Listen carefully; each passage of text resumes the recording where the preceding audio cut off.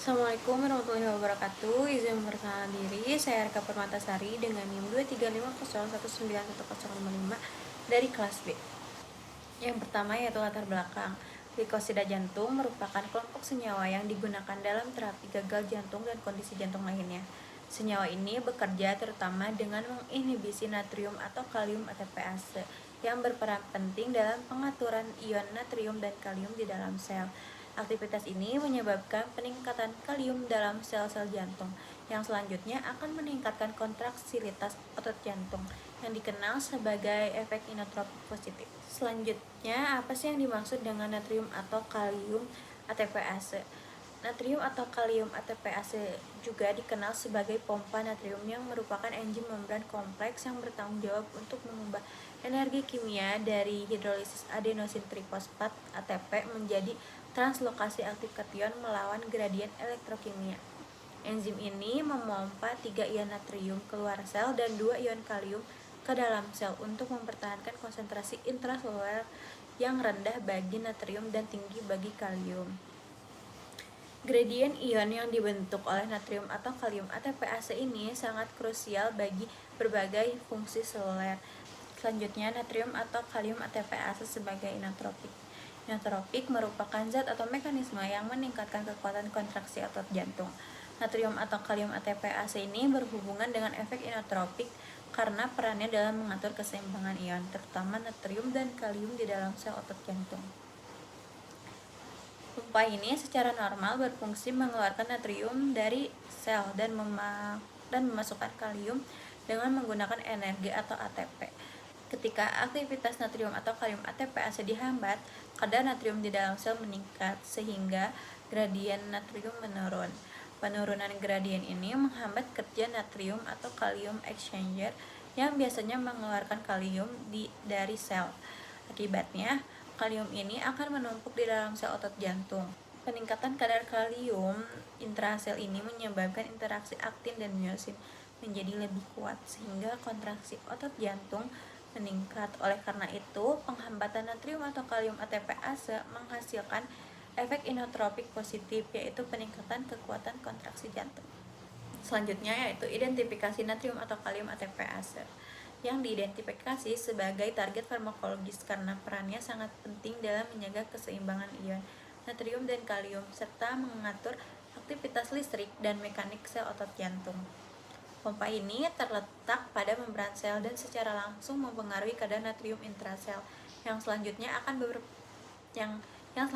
akan berpengaruh terhadap kadar kalium melalui natrium atau kalium exchanger. Karena kalium merupakan ion utama dalam proses kontraksi jantung, maka natrium atau kalium ATPase ini diidentifikasi sebagai target potensial untuk memodulasi kontraksi jantung. Selain itu, ekspresi natrium atau kalium ATPase ini yang sangat tinggi pada jaringan jantung yang memperkuat perannya sebagai target utama dalam terapi penyakit kardiovaskular, khususnya penyakit gagal jantung.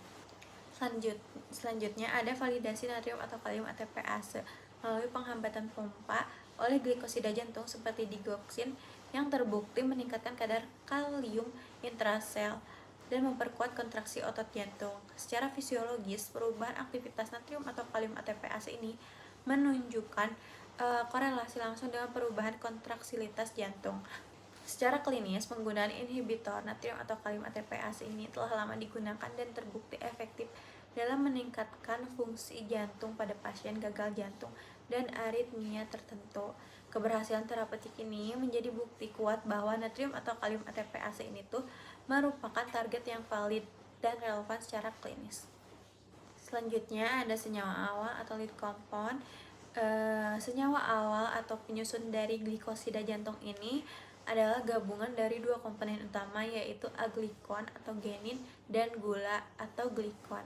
Aglikon ini merupakan bagian inti dari glikosida jantung yang tersusun dari kerangka steroid 4 cincin dengan cincin lakton terikat di posisi C17.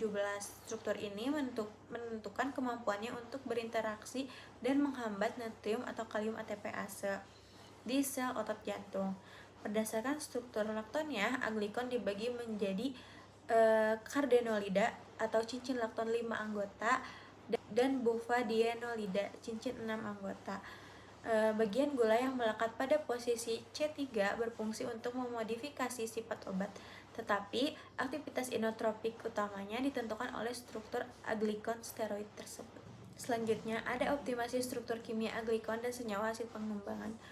Optimasinya merupakan optimasi struktur aglikon glikosida jantung dilakukan dengan memodifikasi cincin lakton, substituen steroid, dan gula yang meningkatkan aktivitas, selektivitas, dan keamanan sambil mempertahankan kemampuan mengikatnya natrium atau kalium ATPase. Senyawa hasil pengembangannya yaitu digoxin atau digitoxin yang merupakan hasil dari modifikasi bagian lakton atau substituen steroid untuk mencari keseimbangan antara aktivitas dan toksisitas.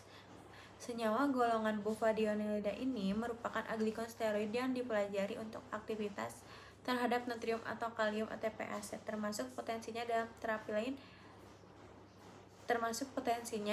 lain seperti anti kanker. Selanjutnya ada aktivitas farmakologi dari inotropik yang merupakan efek suatu obat atau senyawa yang mempengaruhi kekuatan kontraksi otot jantung.